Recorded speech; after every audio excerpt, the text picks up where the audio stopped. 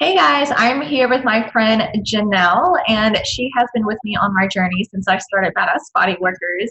And she's become a really close friend of mine. We've had the privilege of hanging out a couple of times in person. Yes. So, introducing her to a little Baton Rouge culture.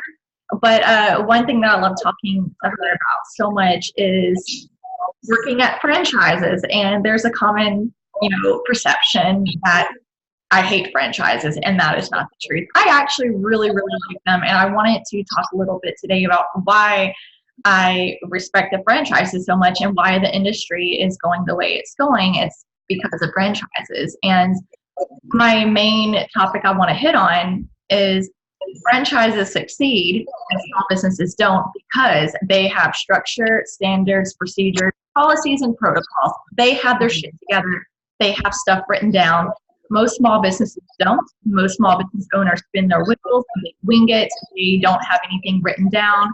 There's a lot of room for assumption for their staff members. And I'm going to use the term staff members and not employees because 99% of people are misclassified in this industry, which is a whole other topic that we don't really want to get into too much right now. But Janelle has worked at some really nice high-end day spas. She's worked at franchises. She kind of knows the ins and out of this industry, and she's also owned her own business as well. So I wanted to talk to you guys and get a viewpoint from somebody who has been both a business owner and working for the franchises as well, and just talk a little bit about why they're actually not so evil as people. Yeah, thank you. That's a really good introduction, and that's a really good thing to flow into. So I was one of those people that you talk about who goes all in, didn't really have a plan. I knew when I went to massage school that I wanted to have my own business. And as it turns out, I really love business more than massage, but that's okay. I still love the industry. I have love for it. And I love being able to share my story to help others who are passionate about having a massage practice. So I jumped in and had a massage practice in 2013. Probably 6 months after I graduated school, and I worked at some chiropractor offices. I worked at like a day spa that was pretty nice, and I was a 1099 there. Having my practice was always my focus, and I was faced with a personal situation where I had to have a second income, a second very consistent income really quick. And as you know, that's a really challenging thing to do when you're a massage therapist, period. Whether you work for a spa, whether you even work for yourself, your income may not always be very consistent in traditional spas. So in 2015, I started working for Massage Envy, and I had that stability. And I think the key was going into it, I knew what my goal was. And I knew that it was facilitating what I needed to do so that I could grow my business. And if anything, working at Massage Envy was one of the top reasons that my business succeeded by over 300% within a year and a half. I mean, I was comfortable. I mean, I didn't have a huge successful practice, but I was where I wanted to be. I had the freedom to take time off and travel and stuff once I didn't work for Massage Envy anymore. And I think the misconception is that people get out of massage school, they know nothing about business, they know nothing about their goals, they get stuck in a franchise, and all they hear is the negativity of franchises that they heard about in school. Yeah, the franchises are running a business, they don't let their staff run them, unlike business owners that I coach. Their main concern is that their staff is not respecting them. They let their staff call the shots. They allow their staff to arrive late or no show for appointments. Yeah. And, Massage Envy, Massage Heights, Hand and Stone, like all the franchises, they don't enable those bad habits. They don't enable shit. They have their goal. They have consistent clientele, and they're the reason why independent therapists. I'm not independent anymore. I have a day spa, and there's a difference actually between being a sole proprietor, self-employed, and running a full-fledged business with staff. Absolutely. I was the sole proprietor, and yes, I did all the moving parts, but I was the one doing all of it, so I knew what was going on at all times. I was the only one. It was just myself that I had to manage and my clients. So yes, there's a huge, huge difference between managing just yourself and managing a business. And also, once I had my own business and I worked for Massage Envy, sorry, I have animals, you're probably going to hear them a little bit. once I started working for Massage Envy, I had a completely different perspective because I had already had my own practice that I was steadily building for a year and a half. So I appreciated what it was that took building a business. You know, you appreciate what the owner had to go through to deal with all of that overhead, to keep the lights on, to buy your supplies, to pay for the laundry services. There's a lot that goes into it. So for the massage therapists that go to a Massage Envy or a franchise and they're grumpy and they're like, man, I'm only making this much per hour, I should be making this. Well, you have overhead coming out of that. And if you were doing it all yourself, you would know what goes back into it. And then leave it.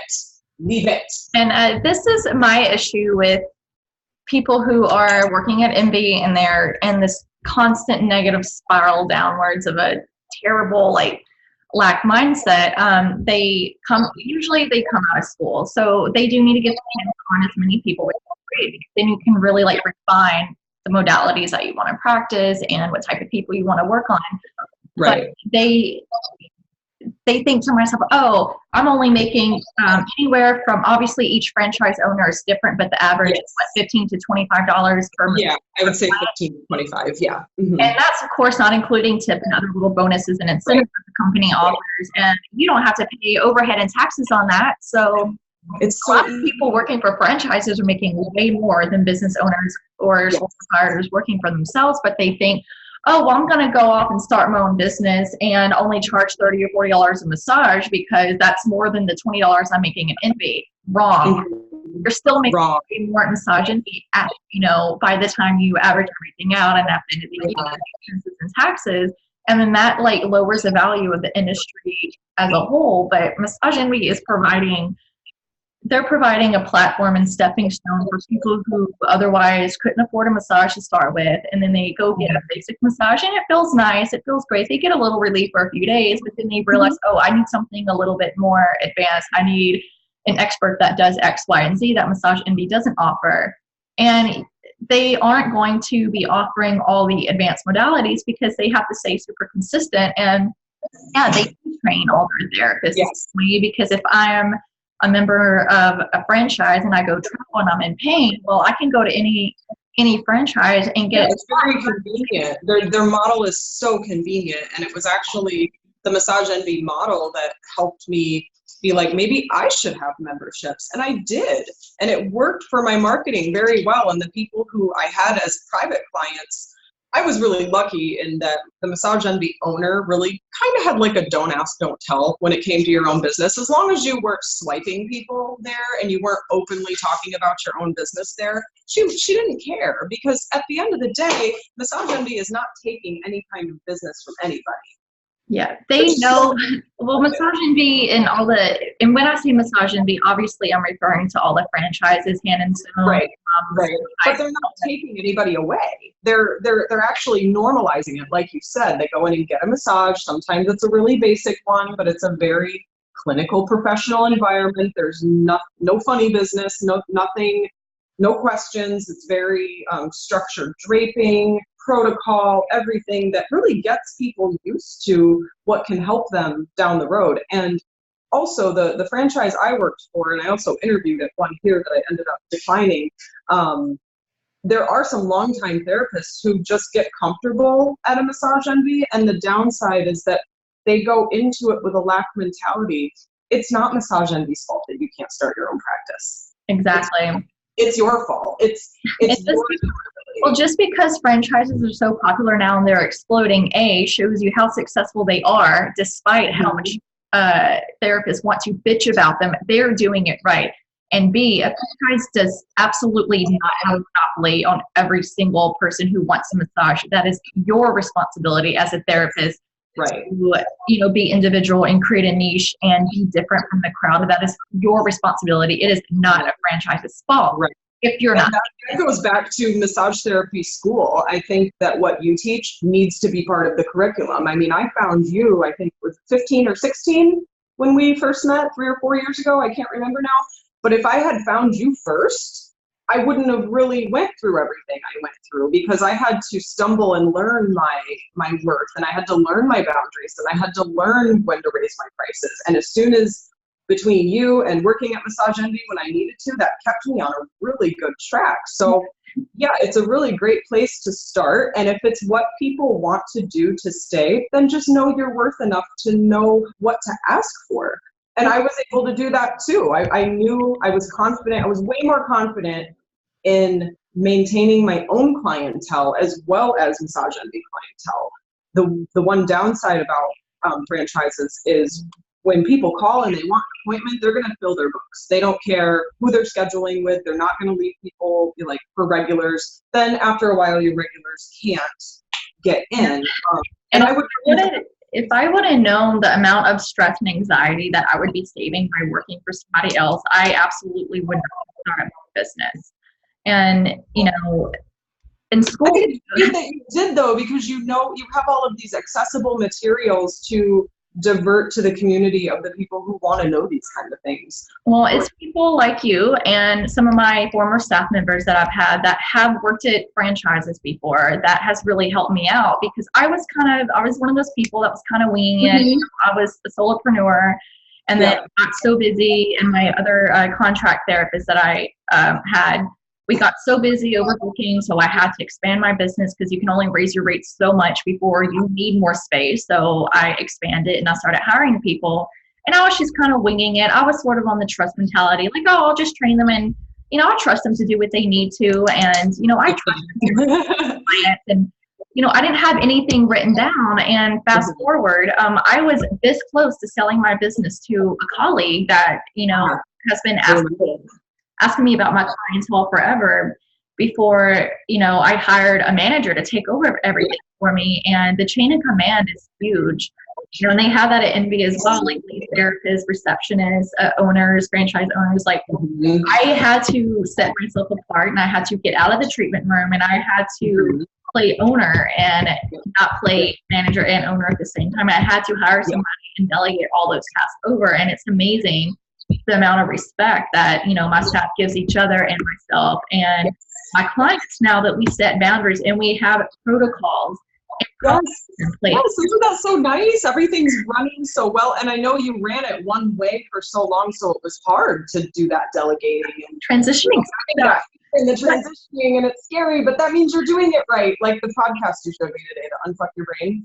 Yes, it's a great podcast, guys. Unfuck Your Brain. It's uncomfortable, and you're kind of nauseous, and you're kind of scared, and you're mad, and you're like short-tempered while you're doing it. That means you're doing it right. And yes, but whenever there's a huge change in your life, the universe will definitely send as many challenges as possible to tell you that. And it's great. It's a great thing. And it's just when it comes down to it, you can learn so much from Massage Envy, even if you just want to be a solopreneur like I was, or if you want to grow and learn how to delegate like you did. Well, I mean, look at the stats too. Massage therapy is one of the fastest growing careers in the country. And trade schools, trade school is amazing, whether it's massage, cosmetology, welding, whatever. Right. Obviously is awesome. Yeah. But in order for these massage schools to stay open and to be accredited legally, they have to have X number of job placements for students. That is why that they, a lot of people do end up at Envy, because the massage schools are in bed with the franchises to fill job placement spots that they need for the schools to stay open. And as a business owner myself, that is a little challenging whenever I'm approaching get new students to hire, because I know that I have to compete against, a company that can provide benefits and have constant clientele like that. And a lot of students are nervous. I personally prefer hiring fresh meat because they're ambitious, they're like sponges, or students are learning, want to train. I've hired you don't have to unlearn bad habits either. They're learning their habits. They're embedding their habits as a new therapist. Yeah, they're finding their foothold. I've hired people who've been in the industry for over a decade, and they're unteachable. They're unwilling to learn. They have this inflated ego that is so hard to teach around. And me being so young, I'm 29, I've had people who were older than me work for me, and they're like, I don't need to learn from you. I've been in this industry for longer than you've been alive. I'm like, oh God, here we go. Yeah. So that's why you had to step into owner. That's why you stepped into owner, is because your role is but now I'm kind of going off on a tangent, but I did want to throw that out there too. I don't think a lot of people realize the franchises are in beds with you. Yeah, that is hard. I was speaking with a manager of the Massage Envy here, talking with her about the spas I worked with around here that just didn't seem to have great structure. Like 2 of them just don't have structure. It's like the Wild West in there. It's Yeah, let's weird. talk about that a little bit. I know because I've heard your story before, but for people who Yeah, I mean, I have to be careful because there are can't speak negatively on social media contracts with one of them at least. But 2 of them were just one of them just had antiquated systems, and it's that's the way it had been done for so long. Some of the therapists had been there for 10 or 15 years, and they already had their clientele, so they didn't care. But one of that spa scheduled by seniority. Who does that? not by performance. Not by performance, not by retention, just seniority. So working there, I was the last person on the schedule being new, and I almost never got scheduled. So I had to leave. I had to go somewhere else. And the second place, it was busy, but I tried to, being a former business owner, I had inquired about moving up in management, but there's the nepotism, they're going to choose their friends. There's more of a power struggle rather than skill. And that's another thing that Massage Envy really does is they just hire by skill for the most part. I mean, it depends on the owners, it depends on the management that they hire, but for the most part, that's what that business model promotes. And for the third one, it was a small franchise here. They were pretty good. It was just pretty prevalent by that time that massage wasn't working out for me. I had nerve damage in my CT junction that affected my left arm. So it was time for me to retire. It was time for me to be done. Overall, they were more like you. They were an independent name that was started by a solopreneur. She started to grow. Now she has three locations. It was okay. It was just there were a few rules I didn't agree with, but it was one of the better ones. I was like, okay, this is better. Yeah. Staff is never going to completely like everything out of business, right? They're always going to have some sort of feedback or likes and dislikes. Yeah. And so I had to accept that it just wasn't for me anymore, and I wasn't in a place to want to start my own practice again. So I got out. That's when I decided to get out of the industry. But as far as being in bed with them, the woman I spoke with she used to own a spa and salon 15 years ago. And she said, I used to teach at the massage school too. And she said, yeah, we would actually have a little bit of everybody because there's 2 or 3 franchises here of spas that each own 3, 4, 5 locations. And it's very local to this area. And she said, they would have all those spas come in and the Massage Envy, but they're of the same caliber as the Massage Envy. Well, from a business owner standpoint, they're not really going to be able to compete with that because they don't have the liquid assets. To buy a Massage Envy, you have to have at least $250,000 in liquid assets to even be considered to buy one. So that there's a certain standard of even franchising with them. So perhaps, for spas that become smaller franchises, they might be able to actually get in with the schools because there must be some kind of monetary. Well, not to mention too, as a business owner, I'm by appointment only, but I have a ton of people call me all the time, and a lot of them want same-day appointments. It's still service to refer people out. I know that I can refer those clients out to a legit therapist with a legit license at one of the many franchises here instead of the client spending, an hour on the internet looking at reviews, calling people or going to an illegal Asian parlor and getting put in an uncomfortable situation. It's a whole networking system out there where I can, referral system.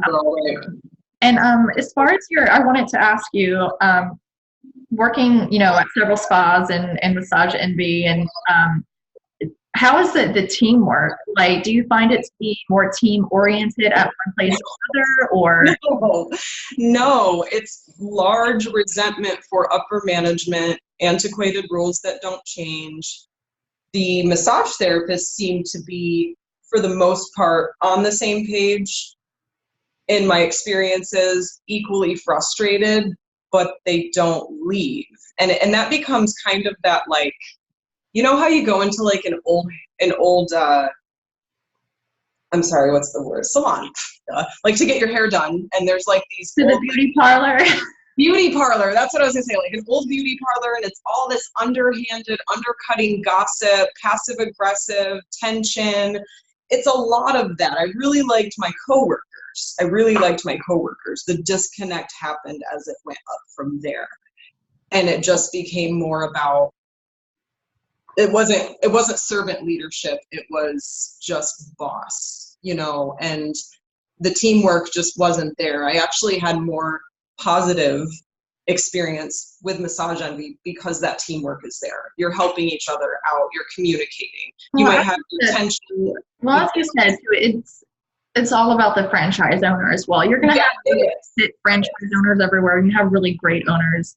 Mm-hmm. And, you have to think to yourself as a therapist, this is one thing that's always on my mind that pisses me off so much about this industry. We go to school, at least in America, anywhere from like 9 to 15 months.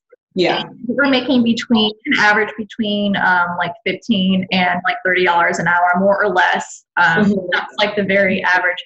There's people who've been to school for 4 years or work actual hard labor, and yes, I know massage therapy is really physically strenuous. You knew that going into school, but it's about making $30 an hour when construction workers are out there busting their ass or on the streets making like $10 an hour. Come on, entitlement attitude. You went to school. I think that people flock to going to massage school because the schooling relatively is not that long.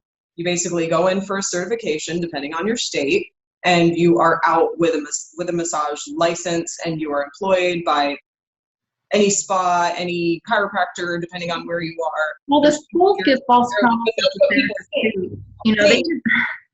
The schools give false promises to therapists too, saying, students the price of a massage anywhere an average between $60 and $100 an hour, and they think, oh my God, I can make $60 to $100 an hour. I charge $120 an hour for me. I do not take that home at the end of the day. Yes. And I've been doing this for 10 years, but the schools, I think, do kind of give a false mentality. And they think that the only other spa I did interview at, and it just wasn't for me, was a Four Seasons spa. They have very strict hospitality standards where it doesn't feel like it's you giving the massage. It's you're a hospitality robot when you're there It's all about the client. It's not about the therapist. It's about the client and the money. Same thing goes for cruise ships jobs, from what I've heard. Like it's all about the customer. Yes, and I think that's a better way, a shorter way to describe maybe the other spas that are spas, not Massage Envy. In my experience, is it's all about the client. There's no compensation for no shows. Not for all of them. I did work for one that had good structure that did pay that kind of thing, but for the most part, it's the old stereotype of spas out there. A lot of people experience like, oh my gosh, my client didn't show up, or my schedule just disappeared for the day and I'm not getting paid for it, because the spas don't hold clients accountable. They're more concerned with the dollar coming through the door, not the quality of client. And Massage Envy, that is part of their protocol. You are getting charged, and that's it. And that changes the game. It changes the game. The atmosphere changes, the tension can lift when and it's funny, you have like these spas that make $10 million a year and they still are too afraid to charge a no-show or a cancel or someone. It's all about going back to policies and procedures. Policies. I don't know why. I'm like, you've had this spa has been here for 20, 30 years. I spoke with a CEO one time and I said, why, this is what I've experienced. What are your thoughts? And they told me that legally they can't do that. I said, that's not true. You can set your policies and your clients should respect them, and they just don't. And that's weird that a successful spa like that would come from that much of a place of lack, because look at how much energy is wasted inside of that spa.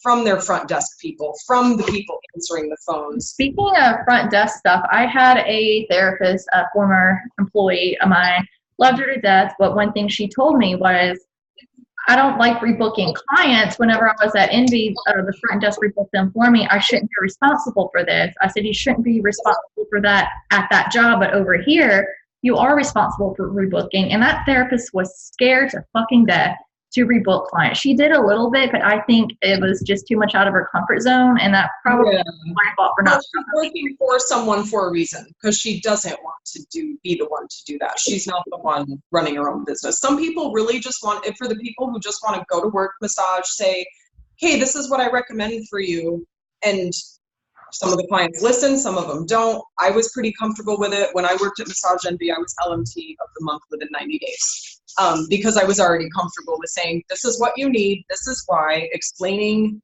how they're feeling after I did what I did, and just having that confidence. It's not even about feeling like they're selling. If you're recommending and that client trusts you, they're going to listen to you. And I just left and did that. I had a friend say it to me that way, and I was like, okay, I'll try that. And you shift that mindset a little bit, and you look at it as, I'm recommending this to you because it helps you, and this is how often you should come back. Very rarely did it not work, and when it didn't work, I didn't dwell on it. And that's the confidence that new therapists, or maybe the therapist you had, that should learn is, if you come from a place of recommending something that they need, they will trust you. Just like your hair person, you're going to keep going to her because you trust her. And you're going to keep paying for those services because you love the result that you get afterward. And when they make that connection, you give them the opportunity to make that connection, and they will. And for some reason, that made me think of some of my favorite clients, husband and wife. Most all of my clients are families that come to me. They say, I know, yeah, you have told me that before. Yeah, I have the best clients in the world. I really do. But my favorite couple clients that come in, they found me because their therapist at MB wasn't available. They were all booked up for the week, which is great for them. But because of that, I did corporate chair massage at this woman's job. So she came and saw me in the clinic, and then she said, oh my God, can you help my husband's rotator cuff problem? I said, yeah, I do cupping. Got them in, and immediately they bought a pack of 4 for me and dropped $500 immediately. And then they canceled their membership at NB afterwards because they said, holy shit, this is the best massage I've ever gotten. Yeah. Right. I didn't know it could be anything more than this. Yeah. I'm like, yeah, of course it is, and our duty as a therapist to educate our clients and always, give our best skills regardless of if you're self-employed or working for someone else. You do definitely want to, work your best as well, because in the end, clients, they're going to remember you. They remember service. And Massage Envy also gives bonuses for rebooking. I was making $2 to $3 more per massage that I would have signed up on a membership. And when you get really comfortable with the membership thing, it's a really great option for them. They almost can't say no. And that gave me the confidence to grow my practice on my own, because I was implementing very similar things. It wasn't the same thing. I had already had my thing established, but the confidence that I gained in a franchise to make recommendations, that confidence went up in my own practice. I'm like, if I can do this for a business, of course I should be able to do it for myself. And I think, when maybe like your employee may have felt a little too on the spot, like it was up to her if that client came back or not. And often do struggle with that sales feeling, and maybe that should be a course or something that, like an online course that people can. No, there's a ton out there. There's a ton out there already. But one thing about memberships that people need to understand, it's not about the price. It's about holding clients accountable to reach the end. Holding them accountable, just like we have memberships to every single person I know has a Netflix membership. Every single person I know has some sort of gym membership. This holds you accountable for reaching your goals. You're going to use it if you're paying for it. Right, exactly. You're paying for it. You're going to stack up your visits, and there's nothing wrong with that. Yeah, it's I think a lot, just like we've talked about, therapists often have such trouble with feeling salesy because they're scared of the business aspect, which goes back to massage school. These things aren't taught. Yeah. It's important to know that you're serving, not selling. Selling doesn't have to be sleazy. And for all the students coming out of school, I highly recommend, whenever you're looking for jobs, go apply at, chiropractic clinics and a franchise and a day spa. Go through the interview process. You'll get a room vibe. Like, no shortage, like me being a business owner and being desperate for therapists, there is no shortages of jobs out there. There are not. I never had a problem finding a massage job. It was just meeting me, seeing me in the flesh, making sure I'm a real person. What's an interview? You're interviewing the owner. This is the owner view. Yeah, that's really how it goes. Once you have that confidence, and don't get me wrong, I know I'm a strong person. I know that not everybody has the assertiveness that I do. I get that, but I didn't have it either until I did. And I developed it in massage, and I developed the confidence in massage for a reason. It was because of having my own practice, learning the ups and downs, learning the ins and outs, learning my own worth, learning my own value. When I started my practice in 2013, I was like exactly the therapist that you want to find badass body workers. Oh my God, I can't raise my prices. Oh my God, well, how am I gonna get this person to rebook? Like, I was that person at one time, and it takes time. And also people get a little frustrated, and they automatically discount themselves for having the ability to have their own practice, or they automatically say, I can't rebook. I don't do sales, It just takes time of collecting those skills, and they don't teach that in school enough, I don't think. No, school is definitely way too short in my opinion. Mm-hmm. It is, yeah. I just wanted to have this, sorry, I know we're like so used to talking with each other. It's like back and forth all the time, but I just wanted to have this conversation with you because I know we talk a lot about this topic, and I just wanted people to know I don't hate franchises. I don't hate massage envy, and I encourage people to go work there because they will find a foothold. They will understand structure, policies, procedures, protocols. Whether they want to own their own business or eventually step out of massage envy, they know it's for another employer. They have their shit together. They're growing fast, and we all as therapists need to be thankful for what they are doing for the industry. Yep. Because they're giving us a platform. If you tell somebody you're a massage therapist, oh, massage envy, I know what that is, and then they can understand what it is that you do, and then they start talking about their knots, or they tell somebody else about you, or something. It all works together. It's all synergistic. Yeah, and of course, not every therapist is going to be amazing, regardless if they work at a high-end day spa or massage envy. So I know the franchise gets a bad rap for having shitty therapists, but really it boils down to the education of the person, the ambition, the franchise owner, proper training. If you're not happy in your situation, in your job situation, guess what? You can fucking change it. Quit. Find another job. It's not that difficult. There are other opportunities. And honestly, all of that self-development comes perfectly from your VIP group. I know you're investing in yourself regardless, whether you go to conventions or listen to podcasts or read books or have friends. But in the end, and I say this all the time, you're the sum total of the 5 people you hang around with the most. And it's important, coworkers, who do you hang out with after work? Who do you talk to at work? Who do you follow online to get the best advice from? Or are you continually bitching about how much you hate your job? Or, I wanted to touch on that because I know we talked about it. I don't know how much time we have left, so I'll try to make it quick. But investing in your own self-development as a massage therapist while you're learning that structure, especially if you're new, try a coaching program. Your VIP, I know it used to be $150 a year. I don't know how much it is now. All of those are, it's $350. Yeah, this was a while ago that I did it. That tells you how long I've been on the solopreneur game. But now your value has went up because of everything that you have and how much it has helped people. You could start with something small. There's so many Udemy courses about massage marketing. There's free content out there. But I do suggest that if you want to develop yourself as a solopreneur in massage, invest in something. Even if it's not a $10,000 coach or $5,000 program, that can be very scary. And I understand that. And I still don't take those kind of leaps personally because start by I'm doing reading it my own way, but there's so many other resources out there that people can hop onto and invest in, even investing your time and energy into the free things. Invest in that self-development. And because a lot of people get out of massage school and they think, okay, I'm ready. This is what I always tell people. If you have time to bitch and moan about how you're not happy with your situation, you have time to change it. You have time to read a magazine, talk to somebody, go travel. I mean, come on. It's very big. And some people wait tables while they build a practice. Some people wait tables while they build a practice. Some people work in massage envy while they build a practice. Yeah, my new esthetician is waiting tables right now, and she's slowly getting off of that job because she went to massage school straight out of high school, just like I did. And it's scary to start a new career. And places like franchises will provide all of that training for you for free as well that you need. So I do believe whenever I see people that say, oh, I want to start my business right away after graduating, I'm like, oh God, please don't, not right away, because that's the surest way to fuck yourself over besides funds. You need to learn, you need to have a plan. Yeah, I shouldn't have done that. I really shouldn't have. I was in a different financial situation then.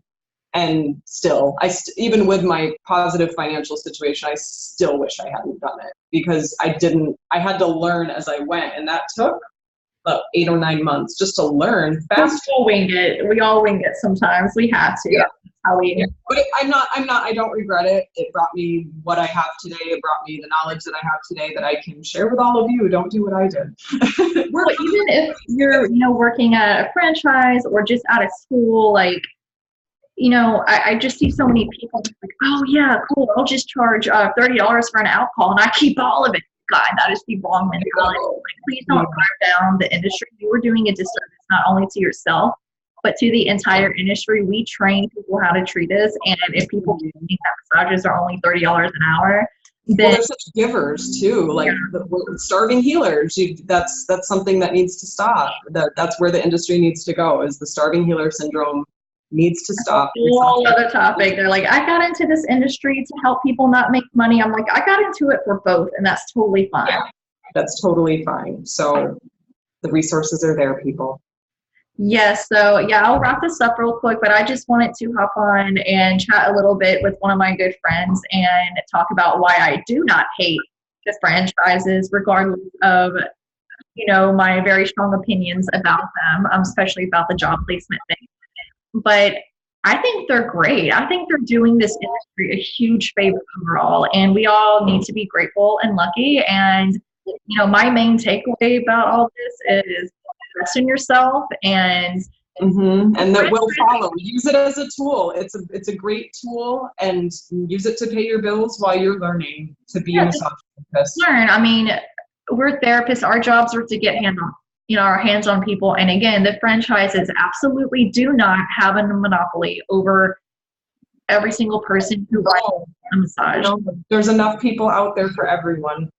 Well, they're the one investing millions of dollars in advertising that small business owners like myself don't have. So again, I'm taking all of their overflow. So there's overflow. It's being aware of, and then they say, well, I can't get into Massage Envy. I want to get into this place. So this was awesome. I'm so glad you had me on for it. That was a lot of fun. So yeah, in conclusion, franchises are not evil. You're just, if you're in a shitty situation, it's your own damn fault. You can change it. Change it. And nobody's going to judge you, but you still got to change it. Yeah. And, by the way, another little off note, Janelle, I know that you've negotiated with owners of Massage Envy for your, rates that you get paid to. Like, don't be scared to negotiate. It's amazing how many people I interview at my own clinic, and I tell them, what their pay rate is. And they're just like, okay, they don't even try to ask for more. Yeah, they don't try. Yeah. That's what business owners do. They will lowball you a little bit because their goal is to make a profit, and they have to stay in business. So you have a job to go to feed your family. So they will lowball you. You have to take care of yourself because they're taking care of themselves, but you can take care of each other for a while.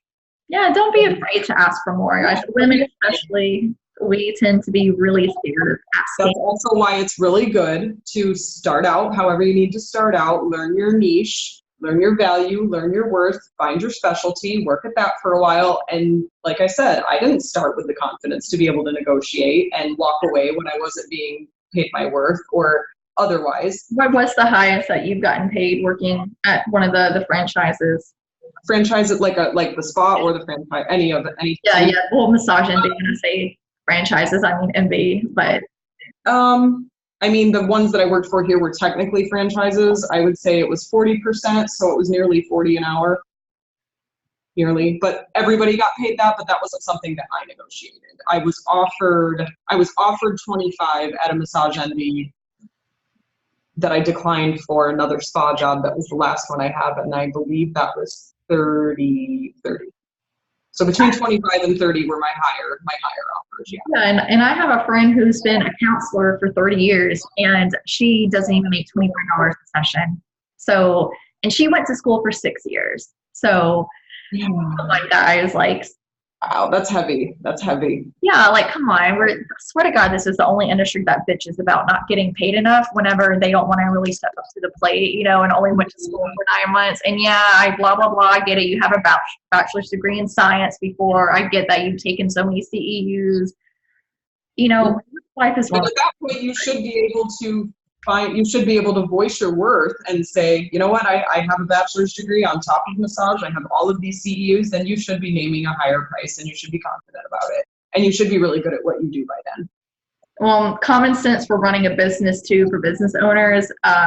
Real business owners that make a profit and don't stay in the red and shut down after a few years, they don't pay their staff more than like 30 to 35% total of what they're bringing in. So, and guess what? As an employee, it is none of your fucking business what the business is bringing in per year either. So yeah, a lot of people complain about that at Massage Envies and other franchises. They're complaining because, well, this place is just sucking up all the money. They're so greedy because they don't stand overhead. Well, like I said, they have to make a profit in order for you to keep having a job. Otherwise, go start your own business. It's not as easy as it seems. Have a nice dose of reality. But yeah, my opinion, Massage Envy, Massage Heights, Hand and Stone, I think they're badass. I think they're wonderful. That's why they're up everywhere. Sorry, I just want to take a moment to like gaze at your hair because it looks so pretty. It's like purple and blue. You can't see good on the camera. It's like oil slick on steroids. That looks so good. It's so weird having a different color hair. But anyways, I'm gonna wrap this up. And guys, if you have any questions, just reach out to me. Franchises if I can be of any help, I'm happy to answer questions if anybody wants to get to me. Janelle has very, very strong opinions about things, so she'll be very straight up with you. She doesn't beat around the bush. So if you need, I'm also understanding. I like to understand different perspectives, but yes, when it comes down to it, I'm pretty zeroed in what I think. So awesome. Well, Janelle, thank you so much for chatting with me. I just wanted to give another perspective out there for therapists. So if you have any questions, just reach out to us on Badass Body Workers. Okay, bye.